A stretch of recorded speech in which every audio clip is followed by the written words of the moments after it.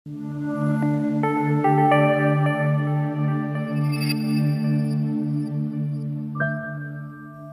of all, I would like to thank the Father through His appointed Son, Pastor Apollo C. Quiboloy, for giving me the chance and privilege to stand here right before you to testify how the Father changed my life.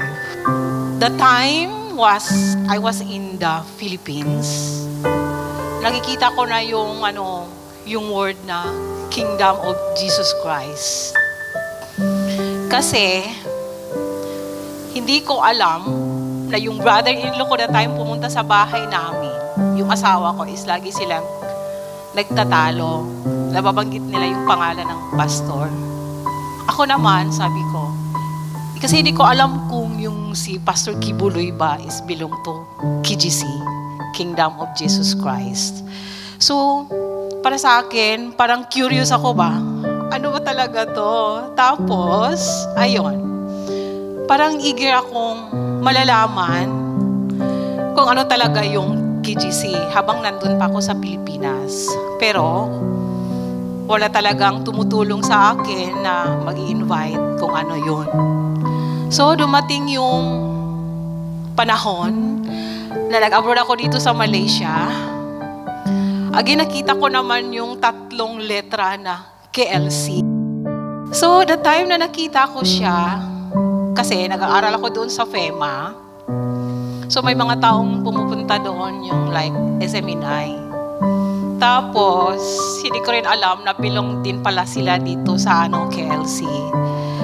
So, para bang unti-unting pumapasok sa isip ko na siguro, ito na yung time na malalaman ko kung ano talaga yung nakikita kong 3 letra habang nandun pa ako sa Pilipinas. Kasi, naka-1 dekada na po ako dito sa Malaysia at talagang yung heart ko at saka yung soul ko is parang thirsty sa mga words of God.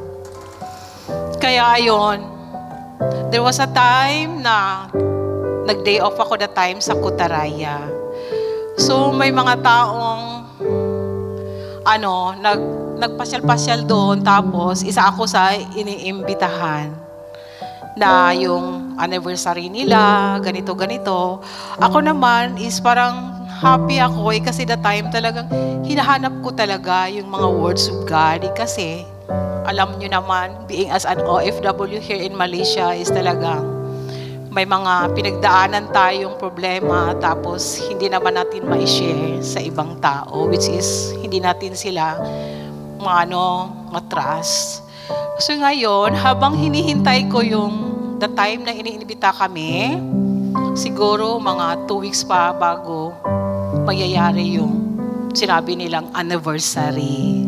So the time na nakarating ako dito sa church, parang ang saya-saya ko kasi iba yung mga feelings natin habang nandito tayo at nakikita natin sila.